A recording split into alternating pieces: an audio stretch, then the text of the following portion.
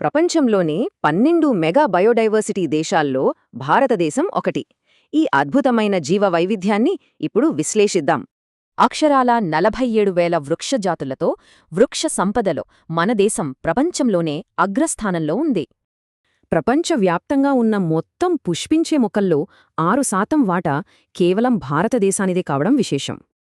జంతుజాలంలోనూ మనం తక్కువేం కాదు సుమా. దాదాపు 90,000 రకాల జంతుజాతులకు ఇది నివాసం. మనుషుల ప్రమేయం లేకుండా ఏళ్ల తరబడి సహజంగా పెరిగే మొక్కలను వర్జిన్ వెజిటేషన్ అంటారు. స్వచ్ఛంగా ఇక్కడే పుట్టినవి స్థానిక జాతులు, బయటి ప్రాంతాల నుంచి వచ్చినవి విదేశీ లేదా ఎగ్జాటిక్ జాతులు. భారతదేశంలో ప్రధానంగా 5 అద్భుతమైన అటవీ రకాలు భౌగోళికంగా విస్తరించి ఉన్నాయి. అవేంటో చూద్దాం. ఉష్ణమండల సతతాహరిత అరణ్యాలు. ఇవి అత్యధిక వర్షపాతంతో 60 మీటర్ల ఎత్తైన చెట్లతో ఎప్పుడూ పచ్చగా ఉంటాయి. ఇక ఉష్ణమండల ఆకురాల్చే అడవులు.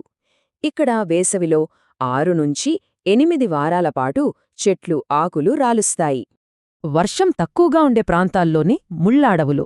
ఇవి మందపాటి ఆకులు, లోతైన వేర్లతో పొడి వాతావరణాన్ని తట్టుకుంటాయి. పర్వత ప్రాంతాల్లో ఎత్తు పెరిగే కొద్దీ వాతావరణం చల్లబడి ఆల్పైన్ గడ్డి భూములుగా మారుతూ వస్తాయి.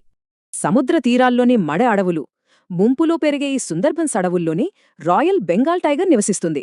సర్పగంధ, వేప, తులసి, నేరేడు ఇలా ఎన్నో ఔషధ మొక్కలు మన దైనందిన ఆరోగ్యానికే శ్రీరామరక్ష. ఒక అద్భుతమైన నిజం. ప్రపంచంలో పులులు, సింహాలు రెండో సహజంగా నివసించే ఏకైక దేశం మన భారతదేశమే. అయితే భూమిమీద మొక్కలు, జంతువులు పూర్తిగా అదృశ్యమైపోతే మన పరిస్థితి ఏంటన్నది ఒక తీవ్రమైన ప్రశ్న. ఆందోళన కలిగించే విషయమేంటంటే, మానవ స్వార్థం వల్ల ఇప్పటికే 1300కు పైగా వృక్షజాతులు అంతరించిపోతున్నాయి. వ్యాపారాల కోసం వేటాడటం, కాలుష్యం, విదేశీ జాతుల ప్రవేశం, అడవుల నరికివేత ఇవే ఈ పర్యావరణ వినాశనానికి ముఖ్య కారణాలు.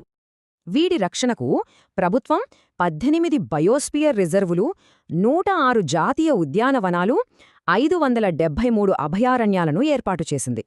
ప్రాజెక్ట్ టైగర్, రైనో కన్జర్వేషన్ వంటి అద్భుతమైన పథకాలతో పాటు బొటానికల్ గార్డెన్స్కి ఆర్థిక సాయం కూడా అందుతోంది. ఈ అమూల్యమైన సహజ వారసత్వాన్ని కాపాడుకోటానికి మానవజాతి తమ చర్యలను ఎలా మార్చుకుంటోన్నదే ఇప్పుడు అసలైన సవాలు.